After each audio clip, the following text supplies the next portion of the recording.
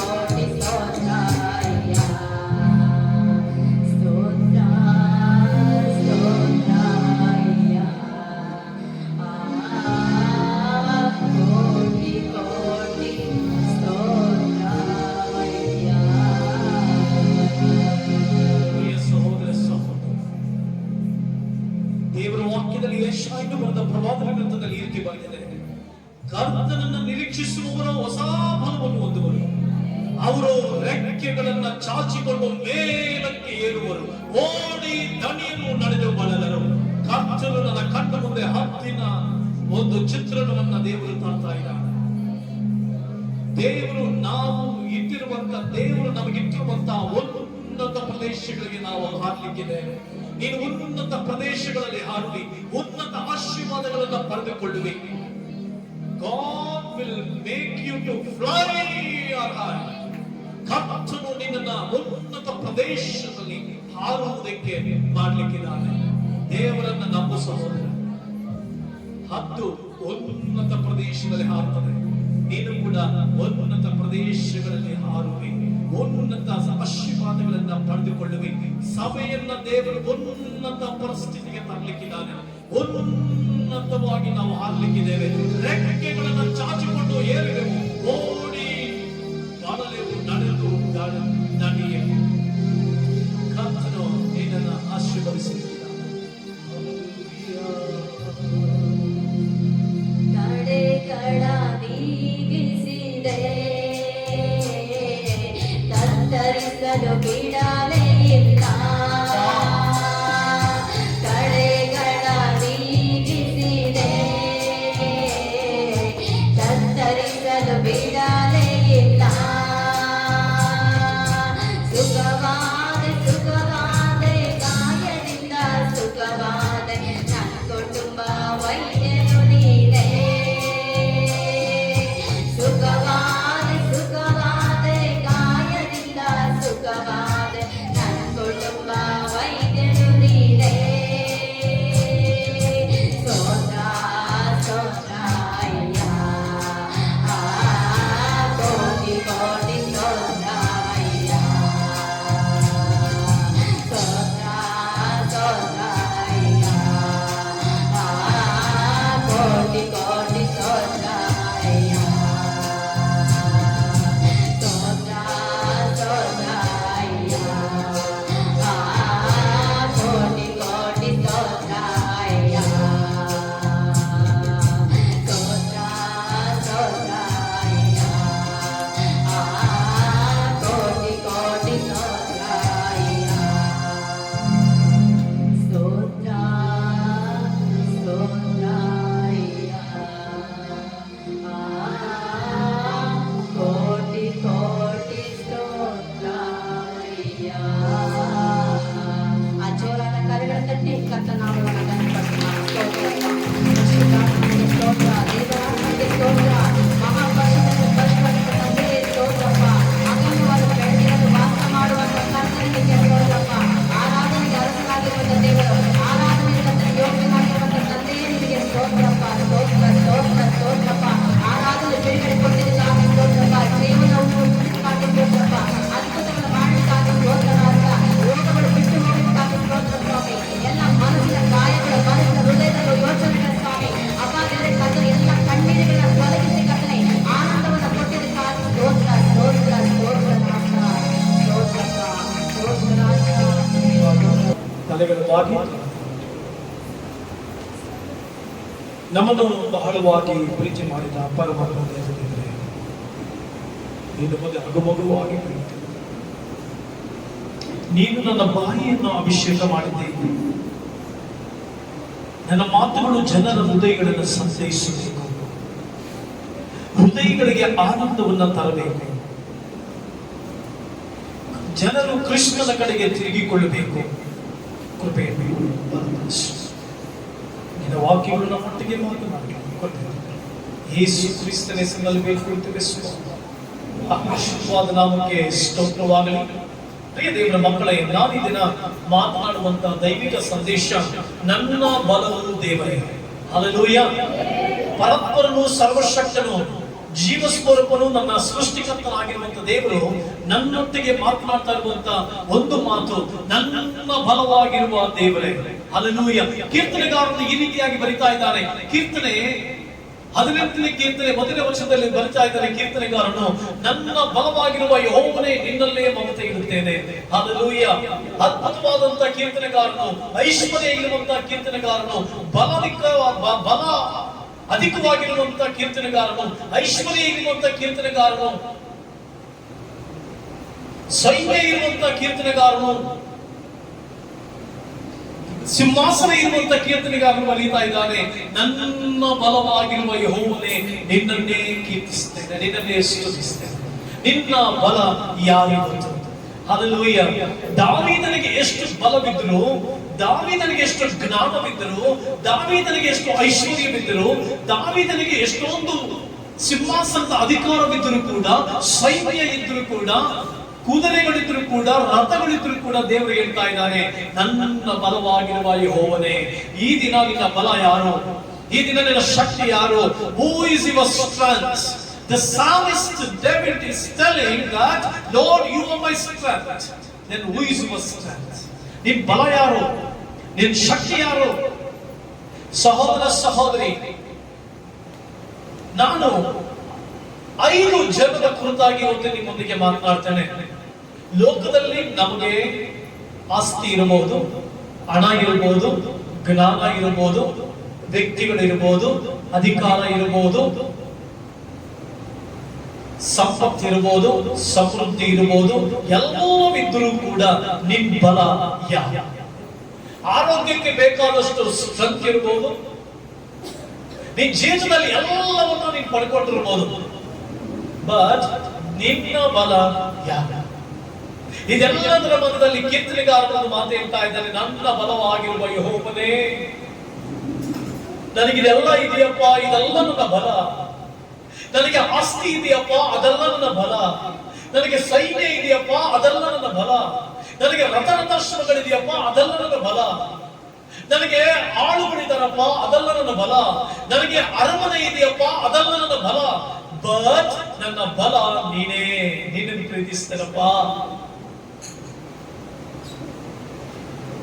ದಾವೀದನಿಗೆ ದೇವರೇ ಬಲವಾಗಿದ್ದರು. ದಾವೀದನಿಗೆ ಆಲೋಚನೆ ಹೇಳುವಂತವರಿದ್ರು, ದಾವೀದನಿಗೆ ಸಹಾಯ ಮಾಡುವಂತವರಿದ್ರು, ದಾವೀದನಿಗೆ ಟ್ಯಾಕ್ಸ್ ಕೊಡುವಂತವರಿದ್ರು, ದಾವೀದನಿಗೆ ಭಯ ಪಡುವಂತವರಿದ್ರು, ದಾವೀದನನ್ನು ನೋಡಿದ್ರೆ ಹೆದರುವಂತವರಿದ್ರು. ಇದೆಲ್ಲದರ ಮಧ್ಯದಲ್ಲಿ ಹೇಳ್ತಾ ಇದ್ದಾರೆ, ನನ್ನ ಬಲವು ನೀನೇ ಅಪ್ಪ. Oh my lord, you are my strength, I love you lord. ಎಷ್ಟು ಅದ್ಭುತವಾಗಿ ಹೇಳ್ತಾ ಇದ್ದಾರಲ್ಲ, ಎಷ್ಟು ಅತಿಶಯವಾಗಿ ಹೇಳ್ತಾ ಇದ್ದಾರಲ್ಲ, ಎಷ್ಟು ಸುಮಧುರವಾಗಿ ಹೇಳ್ತಾ ಇದ್ದಾರಲ್ಲ. ನಾನು ಯಾವುದನ್ನು ಹಾತ್ಕೊಳ್ಳಲ್ಲಪ್ಪ, ನನ್ನ ಶಕ್ತಿನ ಹಾತ್ಕೊಳ್ಳಲ್ಲಪ್ಪ, ನನ್ನ ಬಲವನ್ನು ಹಾತ್ಕೊಳ್ಳಲ್ಲಪ್ಪ, ನನ್ನ ಜ್ಞಾನವನ್ನು ಹಾತ್ಕೊಳ್ಳಲ್ಲಪ್ಪ, ನಾನು ನಿನ್ನ ಬಲವನ್ನೇ ಹಾತ್ಕೊಳ್ತೇನಪ್ಪ. ಗೊಲ್ಯಾತ 17ನೇ ವಯಸ್ಸಿನಲ್ಲಿ ಗೊಲ್ಯಾತ ಎದುರುಗಡೆ ಬಂದಾಗ, ಗೊಲ್ಯಾತನನ್ನ ಜಯಿಸುವುದಕ್ಕೆ ದಾವೀದನು ಏನನ್ನೂ ಧರಿಸಿಕೊಳ್ಳಿಲ್ಲ. ಗೊಲ್ಯಾತ ಬಂದಿದ್ದಾನೆ, 40 ದಿನ ಹಗಲು ഇരുಳು ಗೊಲ್ಯಾತನ ಮುಂದೆ ದಾವೀದನು ಆ 40 ದಿನಗಳು ಇಸ್ರಾಯೇಲ್ ಗೊಲ್ಯಾತನ ಮುಂದೆ ಸೋತು ಹೋಗ್ತಿರುವಾಗ ದಾವೀದನು ಗೊಲ್ಯಾತನ ಮುಂದೆ ನಿಂತು ನೋಡ್ತಾನೆ.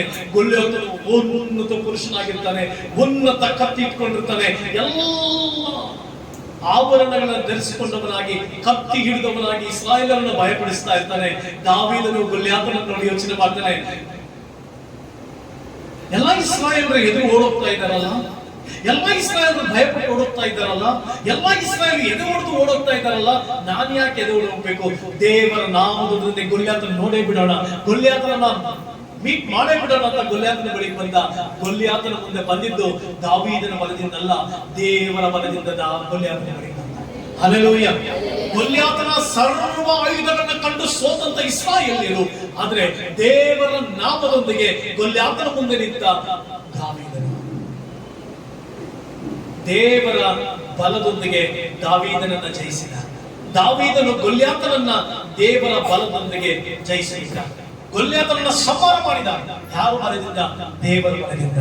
ದಾವೀದನು ಗೊಲ್ಯಾತನನ್ನ ಜಯಿಸಿದ್ದು ದೇವರ ಬಲದಿಂದ, ಮನುಷ್ಯನ ಬಲದಿಂದ.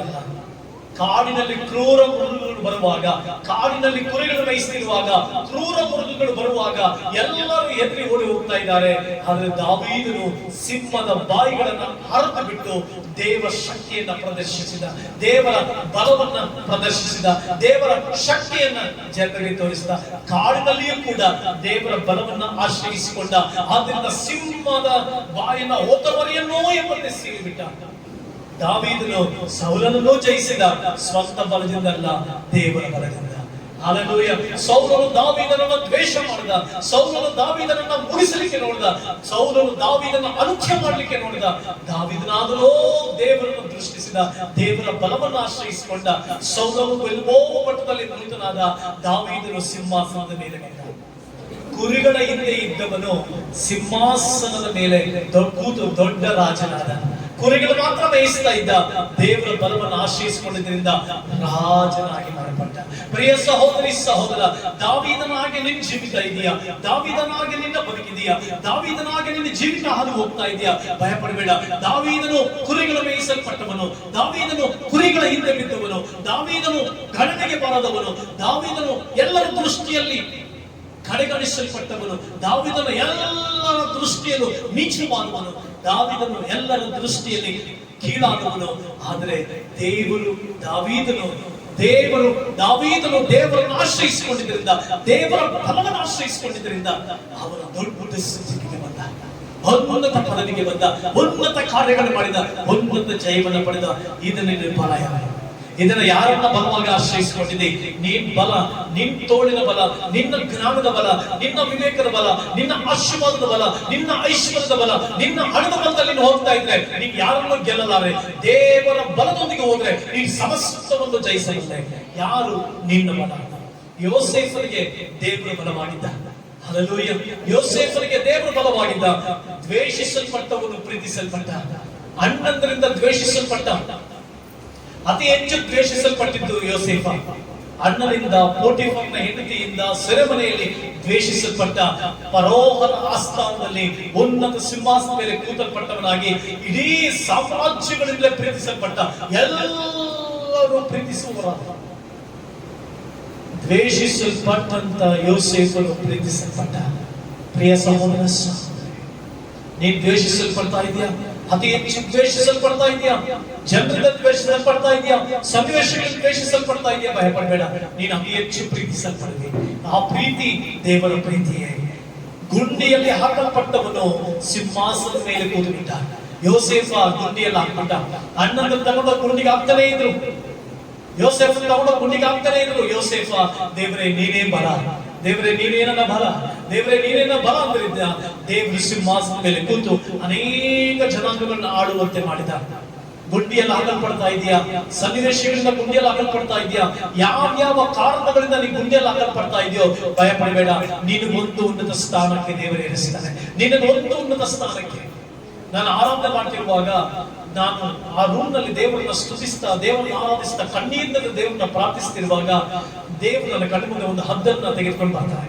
ಹದ್ದು ತೆಗೆದುಕೊಂಡು ಬರ್ತಿರುವಾಗ ಈಗ ನನ್ನ ಜೀವಿತದಲ್ಲಿ ನಾನು ಹಾದು ಹೋಗ್ತಿರುವಂತ ಸನ್ನಿವೇಶ ಹೇಗಿದೆ ಅಂತಂದ್ರೆ, ನನ್ನ ಹೆಸರನ್ನ ಕೆಡಿಸುವುದಕ್ಕಾಗ ಅನೇಕ ಟೆನ್ಷನ್ಸ್ಗಳು, ತೊಂದರೆಗಳು, ಫ್ರಸ್ಟ್ರೇಷನ್ಸ್ ನನಗೆ ಜೀವಿತದಲ್ಲಿ ಬರ್ತಿರುವಾಗ, ಅನೇಕ ಸಂಗತಿಗಳು ಬರ್ತಿರುವಾಗ ದೇವರು ನನ್ನ ಕಣ್ಣು ಮುಂದೆ ಒಂದು ಹದ್ದನ್ನು ತೆಗೆದುಕೊಂಡು ದೇವರೊಂದು ಮಾತನ್ನ ಹೇಳ್ತಾರೆ, ನಾನು ನಿನ್ನನ್ನು ಉನ್ನತ ಪ್ರದೇಶದಲ್ಲಿ ಹಾರುವಂತೆ ಮಾಡ್ತೇನೆ.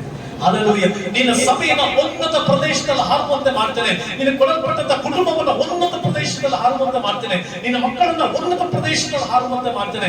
ಸೈತಾನನ್ನು ಬಾಧಿಸ್ತಾ ಇದ್ದಾನೆ, ಸೈತಾನನು ತಪ್ಪು ಆಲೋಚನೆಗಳು ಕೊಡ್ತಾ ಇದ್ದಾನೆ, ಸೈತಾನನು ತಪ್ಪಾದಂತ ಕಾರ್ಯಗಳನ್ನ ಹುಟ್ಟಿಸಿ ನಿನ್ನ ಗಲಿಬಿಲಿ ಮಾಡ್ತಾ ಇದ್ದಾನೆ. ಭಯ ಪಡಬೇಡ, ಹೆದರಬೇಡ. ನಿನ್ನವರೆಲ್ಲರೂ ನಿನ್ನ ಬಳಿ ಇದ್ದು ಉನ್ನತ ಸ್ಥಾನದಲ್ಲಿ ಹಾರುವಂತೆ ನಾನು ಮಾಡ್ತೇನೆ. ಹಲ್ಲೆಲೂಯಾ. ಯೋಸೇಫನು ಗುಂಡಿಯಲ್ಲಿ ಹಾಕಲ್ಪಟ್ಟ, ಆದ್ರೆ ದೇವರು ಅವನನ್ನು ಉನ್ನತ ಸ್ಥಾನಕ್ಕೆ ಏರಿಸಿದ. ಕಾರಣ ಏನು? ದೇವರು ನನ್ನ ಬಲ. ಯಾರು ನನ್ನ ಬಲ? ಯಾರು ನನ್ನ ಬಲ? ದೇವರು ನನ್ನ ಬಲ ಅಂದುಕೊಂಡಿದ್ದರಿಂದ ಯೋಸೇಫ್ ಉನ್ನತ ಸ್ಥಾನಕ್ಕೆ ಏರಿಸಿದ. ಮಾರಲ್ಪಟ್ಟವನು ಅನೇಕರ ಜೀವಿತಗಳ ಉಳಿವಿಗಾಗಿ ದವಸ ಧಾನ್ಯಗಳ ಮಾರುವವನಾದ. ಮಾರ್ಬಿಟ್ರು 20 ನಾಣ್ಯಗಳಿಗೆ ಯೋಸೇಫನನ್ನ ಮಾರ್ಬಿಡ್ತಾರೆ. ವರ್ತಕರಿಗೆ, ಬಿಸಿನೆಸ್ ಮ್ಯಾನ್ಗಳಿಗೆ ಮಾರ್ಬಿಡ್ತಾರೆ 20 ರೂಪಾಯಿಗಳಿಗೆ. ಅವ್ರು ತೆಗೆದುಕೊಂಡು ಹೋಗಿ ಅವರು ಮಾರ್ಬಿಡ್ತಾರೆ.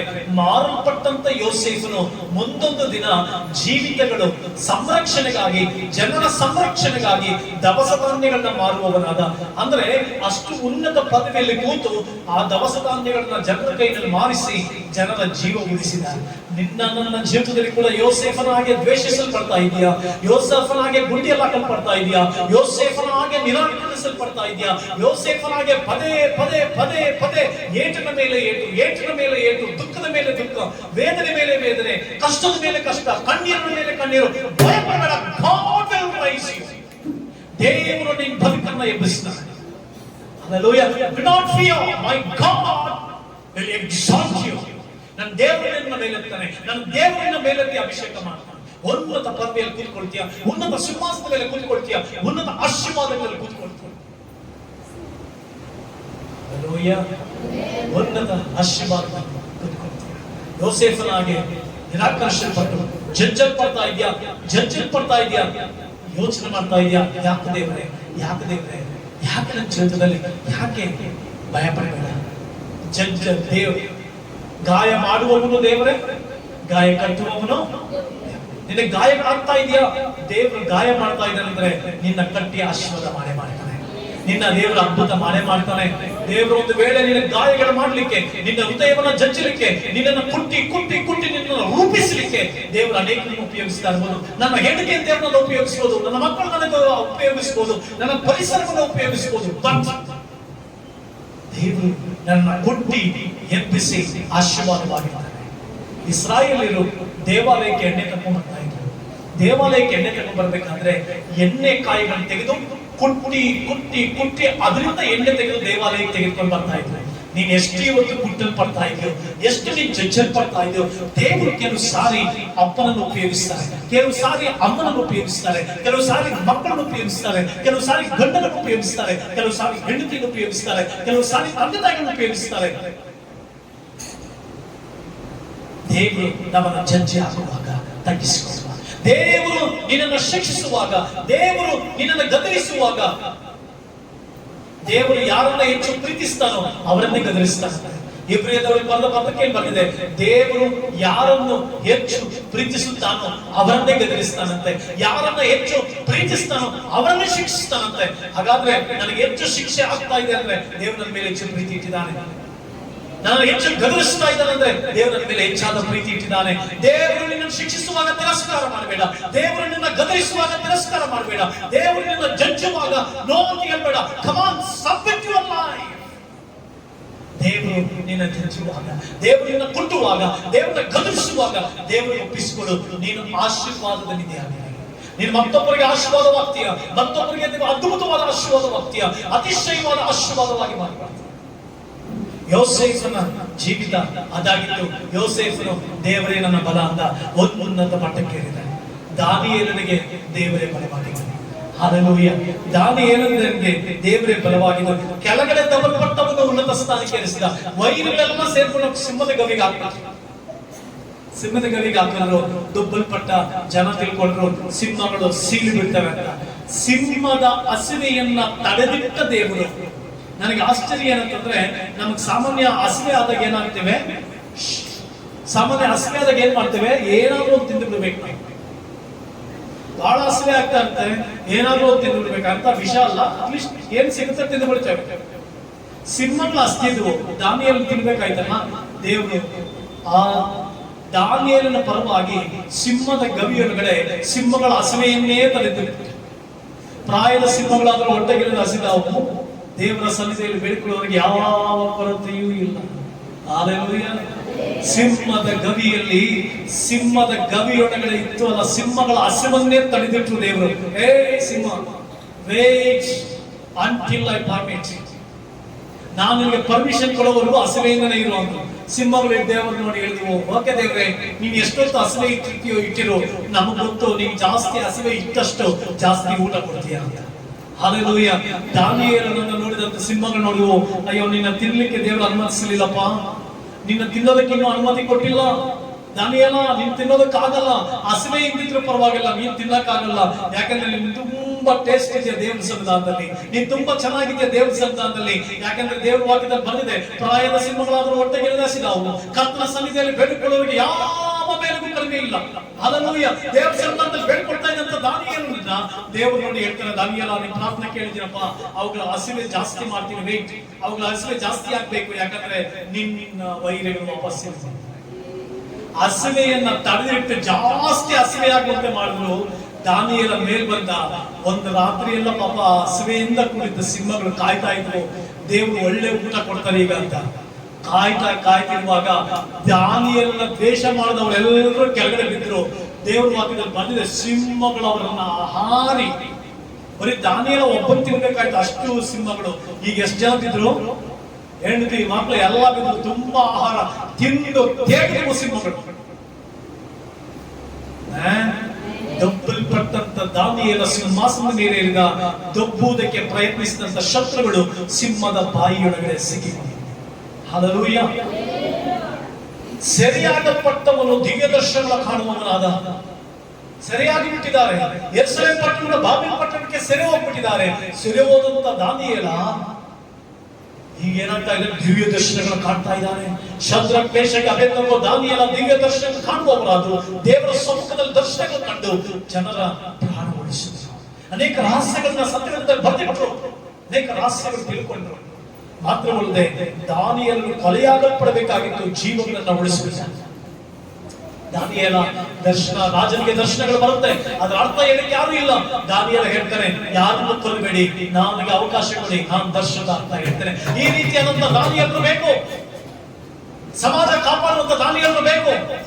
ನಮ್ಮ ಕುಟುಂಬಗಳನ್ನ ಕಾಪಾಡಿಕೊಳ್ಳುವಂತ ದಾನಿಯೇಲರು ಬೇಕು. ದಿವ್ಯ ದರ್ಶನಗಳು ಕಾಣುವಂತ ಜನರು ಬೇಕು. ದಿವ್ಯ ದರ್ಶನಗಳು ಕಾಣ್ತಾ ಇದೆಯಾ? ದಿವ್ಯ ದರ್ಶನಗಳನ್ನ ಕಾಣಬೇಕು.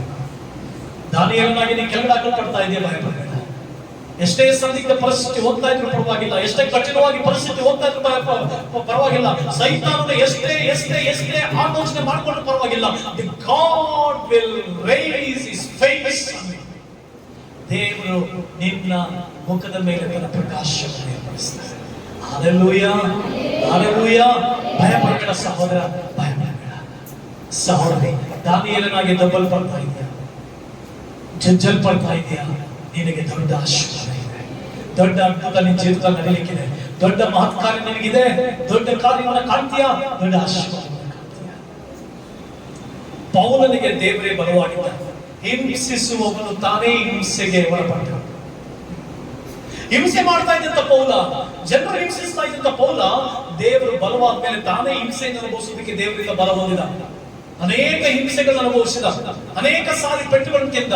ಹೊಸ ಒಡಂಬಡಿಕೆಯ ಧೀರ ವ್ಯಕ್ತಿಯಾಗಿ ಮಾರ್ಪಟ್ಟ, ಹೊಸ ಒಡಂಬಡಿಕೆಯ ಅದ್ಭುತವಾದಂತಹ ಸೇವಕನಾಗಿ ಮಾರ್ಪಟ್ಟ. ಹಿಂಸೆಗಾಗಿ ಕಾಗದ ಪತ್ರ ತೆಗೆದುಕೊಂಡವನು ಅನೇಕ ಪತ್ರಗಳನ್ನು ತಾನೇ ಬರೆದು ಬಿಟ್ಟ. ಹಿಂಸೆಯನ್ನು ಮಾಡುವುದಕ್ಕಾಗಿ ದಮಸ್ಕ ಪಟ್ಟಣದ ವಿಶ್ವಾಸಗಳು ಹಿಂಸಿಸುವುದಕ್ಕಾಗಿ ಅನುಮತಿ ಪತ್ರಗಳನ್ನ, ಕಾಗದ ಪತ್ರಗಳನ್ನು ತೆಗೆದುಕೊಂಡಂತ ಸೌಲ ದೇವರ ಬಲ ಹೊಂದಿ ಅನೇಕ ಪತ್ರಿಕೆಗಳನ್ನು ಬರೆದ. ಹಲ್ಲೆಲೂಯಾ. ಅನೇಕ ಪತ್ರಿಕೆಗಳು ಬರೆದ. ರೋಮಪುರದವರಿಗೆ ಬರೆದ ಪತ್ರಿಕೆಯಿಂದ ರೋಮಪುರದವರಿಗೆ 1 ಕೊರಿಂಥ, 2 ಕೊರಿಂಥ, ಕೊಲೊಸ್ಸೆ, 1 ಥೆಸಲೋನಿಕ, 2 ಥೆಸಲೋನಿಕ, ಈ ರೀತಿಯಾಗಿ ಫಿಲೆಮೋನನವರೆಗೂ, ಇಬ್ರಿಯದವರೆಗೂ ಅನೇಕ ಪುಸ್ತಕಗಳನ್ನು ಬರೆದ. ಅಂತ ಅದ್ಭುತವಾದ ದೇವರ ಸೇವಕ. ಮಾತ್ರವಲ್ಲದೆ ಹೆಚ್ಚು ಐಶ್ವರ್ಯ ಜ್ಞಾನವಂತನು, ದೇವರಿಗಾಗಿ ದೀನ ಮನಸ್ಸುಳ್ಳವನಾದ. ದೊಡ್ಡ ಐಶ್ವರ್ಯವಂತ, ದೊಡ್ಡ ಜ್ಞಾನಿ. ಗಮಲಿಯಲ್ನ ಆಸ್ಥಾನದಲ್ಲಿ ವಿದ್ಯಾಭ್ಯಾಸ ಮಾಡ್ತಾ ಇದ್ದಂತವನು ಒಂದು ದಿನ ದೇವರ ಬಲ ಹೊಂದಿ ದೀನ ಮನಸ್ಸುಳ್ಳವನಾದ. ದೀನತೆಯಿಂದ ಜೀವಿಸಿದ, ದೀನತೆಯಿಂದ ಬದುಕಿದ, ದೀನತೆಯಿಂದ ನಡೆದುಕೊಂಡ. ದೀನ ಸ್ವಭಾವ ಬಹಳ ಪ್ರಾಮುಖ್ಯ. ದೇವರು ಎಲ್ಲ ಸನ್ನಿವೇಶಗಳ ಜೀವಿತದಲ್ಲಿ ತೆಗೆದುಕೊಂಡು ಬರ್ತಾನೆ. ನನ್ನ ಜೀವಿತದಲ್ಲಿ ಕೂಡ ಅನೇಕ ಸನ್ನಿವೇಶಗಳು ದೇವರು ತೆಗೆದುಕೊಂಡು ಬರುವಾಗ ನನ್ನ ಬದುಕು ಏನು ಅಂತ ಅರ್ಥ ಮಾಡಿಕೊಂಡೆ, ನನ್ನ ಜೀವಿತ ಏನು ಅಂತ ಅರ್ಥ ಮಾಡಿಕೊಂಡೆ, ನನ್ನ ಮಕ್ಕಳನ್ನ ಹೇಗೆ ಪ್ರೀತಿಸ್ಬೇಕಂತ ಅರ್ಥ ಮಾಡಿಕೊಂಡೆ, ನನ್ನ ಕುಟುಂಬವನ್ನು ಹೇಗೆ ಪ್ರೀತಿಸ್ಬೇಕಂತ ಅರ್ಥ ಮಾಡಿಕೊಂಡೆ, ಸಭೆಯನ್ನು ಹೇಗೆ ನಡೆಸಬೇಕಂತ ಪ್ರೀತಿ ನಾನು ಕಲಿತುಕೊಂಡೆ. ನಿನ್ನ ಜೀವಿತದಲ್ಲಿ ಯಾರು ಮಾಡಿ ಪೇತ್ರನೇ ಹೇಳ್ತಾರೆ, ಸ್ವಾಮಿ, ಪೇತ್ರ ಯೇಸು ಸ್ವಾಮಿ ಕೇಳ್ತಾರೆ, ನೀವು ನನ್ನನ್ನು ಬಿಟ್ಟು ಹೋಗ್ತೀರಾ? ಆಗ ಪೌಲನು ಪೇತ್ರನೇ ಹೇಳ್ತಾನೆ, ಅಯ್ಯ, ನಾವು ಯಾರು ಬಳಿ ನಿನ್ನಲ್ಲಿ ನಿತ್ಯ ಜೀವ ಮಾಡುವ ವಾಕ್ಯಗಳು ಉಂಟಲ್ಲ, ನಾವು ಎಲ್ಲಿ ಹೋಗಿದ್ರೆ ನೀನ್ ಸಾಕು ನಮಗೆ. ನೀನ್ ಸಾಕು, ನಿನ್ ಬಲ ಸಾಕು, ನಿನ್ ವಾಕ್ಯ ಸಾಕು. ಹಲ್ಲೆಲೂಯಾ. ನಿನ್ನ ವಾಕ್ಯ ಬಂದಿದೆ ಅಂತೀನಿ, ನಿನ್ನ ವಾಕ್ಯವನ್ನ ಕೇಳಿಸ್ಕೊಳ್ತೀನಿ, ನಿನ್ನ ವಾಕ್ಯದ ಬಲವೇ ಸಾಕು ಅಂತ ಕೂತ್ಕೊಂಡ ಪೇತ್ರ. ನಿಮ್ ಜೀವಿತದಲ್ಲಿ ಕೂಡ ದೇವರ ಬಲ, ದೇವರ ವಾಕ್ಯವಾಗಬೇಕು, ದೇವರಿಂದ ಬಲವಾಗಬೇಕು, ದೇವರಿಂದ ಶಕ್ತಿ ಆಗ್ಬೇಕು. ಕೀರ್ತನೆಗಳು 74ನೇ ಕೀರ್ತನೆ 7ನೇ ವಚನದಲ್ಲಿ ಬರೆದಿದೆ, ನಿನ್ನಲ್ಲಿ ಹೆಚ್ಚು ಹೆಚ್ಚು ಬಲ ಹೊಂದುವವರು, ಹೆಚ್ಚು ಹೆಚ್ಚು ದೇವರಲ್ಲಿ ಬಲ ಹೊಂದು, ಹೆಚ್ಚು ಹೆಚ್ಚು ದೇವರ ವಾಕ್ಯದಲ್ಲಿ ಬಲ ಹೊಂದು, ಹೆಚ್ಚು ಹೆಚ್ಚು ದೇವರ ಸನ್ನಿಧಾನದಲ್ಲಿ ಬಲ ಹೊಂದು, ಹೆಚ್ಚು ಹೆಚ್ಚು ದೇವರ ಸಾನ್ನಿಧ್ಯದಲ್ಲಿ ಬಲ ಹೊಂದು. ಸಹೋದರ ಸಹೋದರಿ, ನಿನ್ನ ಜೀವಿತದಲ್ಲಿ ದೇವರಲ್ಲಿ ಬಲ ಹೊಂದುವುದಾದ್ರೆ ದಾವೀದನ ಹಾಗೆ ಉನ್ನತ ಸ್ಥಾನದಲ್ಲಿರ್ತೇವೆ. ದೇವರಿಂದ ಬಲ ಹೊಂದುವುದಾದ್ರೆ ಯೋಸೇಫನಾಗೆ ಉನ್ನತ ಪದವಿಯಲ್ಲಿರ್ತೇವೆ. ದೇವರಿಂದ ಬಲ ಹೊಂದುವುದಾದ್ರೆ ದಾನಿಯೇಲನಾಗೆ ಉನ್ನತ ಪದವಿಗೆ ಬರ್ತೇವೆ. ದೇವರಿಂದ ಬಲ ಹೊಂದುವುದಾದ್ರೆ ಪೌಲನ ಹಾಗೆ ಶ್ರೇಷ್ಠ ಕಾರ್ಯಗಳನ್ನು ನಾವು ಮಾಡ್ತೇವೆ. ಹಾಗಾದ್ರೆ ನೀನು ಯಾರಿಂದ ಬಲ ಹೊಂದ್ತಾ ಇದೆಯಾ? ದೇವರಿಂದ ಬಲ ಹೊಂದ್ತಾ ಇದೆಯಾ? ದೇವರ ಶಕ್ತಿಯಿಂದ ಬಲ ಹೊಂದ್ತಾ ಇದೆಯಾ? ದೇವರ ಸನ್ನಿಧಾನದಲ್ಲಿ ಬಲ ಹೊಂದ್ತಾ ಇದೆಯಾ? ಇಲ್ಲದೆ ಹೋದ್ರೆ ದೇವರ ಸಮ್ಮುಖಕ್ಕೆ ಹೋಗಿ ದೇವರ ಬಲ ಹೊಂದು. ನಿನ್ ಜೀವಿತದಲ್ಲಿ ಏನೇ ನಡೀತಾ ಇದ್ರು ಕೂಡ ದೇವರ ಅನುಮತಿ ಇಲ್ಲದೆ ನಡೀತಾ ಇಲ್ಲ, ದೇವರ ಪರ್ಮಿಷನ್ ಇಲ್ಲದೆ ನಡೀತಾ ಇಲ್ಲ. ಸೈತಾನ್ ಏನೇ ಮಾಡಿದ್ರು ಕೂಡ ದೇವರು ನೋಡ್ಕೊಳ್ತಾರೆ. ನೀನಾದ್ರೂ ದೇವರ ಸಮ್ಮುಖಕ್ಕೆ ಹೋಗಿ ದೇವರ ಹತ್ರ ಪ್ರಾರ್ಥಿಸು. ಮಾನುಷಿಕ ಜ್ಞಾನವಾಗಿ ಹೋಗ್ಬೇಡ, ಪ್ರಾಪಂಚಿಕ ಜ್ಞಾನವಾಗಿ ಹೋಗ್ಬೇಡ, ನಿನ್ನ ಸ್ವಂತ ಜ್ಞಾನದಲ್ಲಿ ನೋಡಬೇಡ. ದೇವರ ಜ್ಞಾನಕ್ಕೆ, ದೇವರ ವಿವೇಕಕ್ಕೆ, ದೇವರ ಪ್ರಸನ್ನತೆಗೆ, ದೇವರ ಕರುಣೆಗೆ ನಿನ್ನ ಒಪ್ಪಿಸಿಕೊಂಡು ಆತ ನಿನ್ನ ಜೀವಿತದಲ್ಲಿ ಎಲ್ಲವನ್ನ ಸರಿ ಮಾಡ್ತಾನೆ. ಎಲ್ಲ ಸರಿ ಹೋಗ್ತದೆ. ಹೆಚ್ಚು ಜಜಲ್ಪಡ್ತಾ ಇದೆಯಾ, ತಿರುಗಿ ಹೆಚ್ಚು ಪ್ರೀತಿಸಲ್ಪಡ್ತೀಯಾ. ಹೆಚ್ಚು ನೀನು ಗದರಿಸಲ್ಪಡ್ತಾ ಇದೆಯಾ, ಹೆಚ್ಚು ಪ್ರೀತಿಸಲ್ಪಡ್ತಾ ಇದೆಯಾ. ಹೆಚ್ಚು ನೀನು ಗದರಿಸಲ್ಪಡ್ತಾ ಇದೆಯಾ, ಹೆಚ್ಚು ಶಿಕ್ಷಿಸಲ್ಪಡ್ತಾ ಇದೆಯಾ, ಹೆಚ್ಚು ನೀನು ಒಡೆಯಲ್ಪಡ್ತಾ ಇದೆಯಾ. ನಿನಗೆ ಹೆಚ್ಚಿನ ಪ್ರೀತಿ ಸಿಗ್ತದೆ. ದೇವರು ನಿನಗೆ ನಿನ್ನನ್ನು ಪ್ರೀತಿಸುವ ಅನೇಕರನ್ನ ನಿನಗಾಗಿದೆ. ಆದ್ದರಿಂದ ದೇವರ ನಿಯಮವನ್ನ, ದೇವರ ಜ್ಞಾನವನ್ನ, ದೇವರ ಪ್ರಸನ್ನತೆಯನ್ನು ಜ್ಞಾಪಕಕ್ಕೆ ತಂದು ದೇವರಲ್ಲಿ ದೇವರಲ್ಲಿ ಬಲ ಹೊಂದುತ್ತಾ ಮುಂದೆ ಸಾಗು. ದೊಡ್ಡ ಆಶೀರ್ವಾದ, ದೊಡ್ಡ ಕಾರ್ಯ, ಉನ್ನತ ಕಾರ್ಯ, ಉನ್ನತ ಪದವಿ ನಿಂತಾಗ್ತದೆ. ದೇವರು ನಿನ್ನನ್ನು ಆಶೀರ್ವದಿಸಲಿ. ದೇವರು ತನ್ನ ವಾಕ್ಯಗಳ ಮೂಲಕ ನಿನ್ನ ಹೃದಯವನ್ನ, ನಿನ್ನ ಕುಟುಂಬವನ್ನ ಕಟ್ಟಲಿ, ಬಲಪಡಿಸಲಿ. ಪರಿಶುದ್ಧ ತಾನೇ ಈ ವಾಕ್ಯಗಳ ಮೂಲಕ ನಿನ್ನ ಹೃದಯಕ್ಕೆ ಸಮಾಧಾನ, ಶಾಂತಿ, ನೆಮ್ಮದಿ ಕೊಟ್ಟು ನಿನ್ನನ್ನು ಆಶೀರ್ವದಿಸಲಿದ್ದಾಗಿ ಪ್ರಾರ್ಥಿಸ್ತಾ, ಆಶೀರ್ವದಿಸ್ತಾ ನನ್ನ ಪ್ರಸಂಗವನ್ನು ಮುಗಿಸ್ತೇನೆ. God bless you.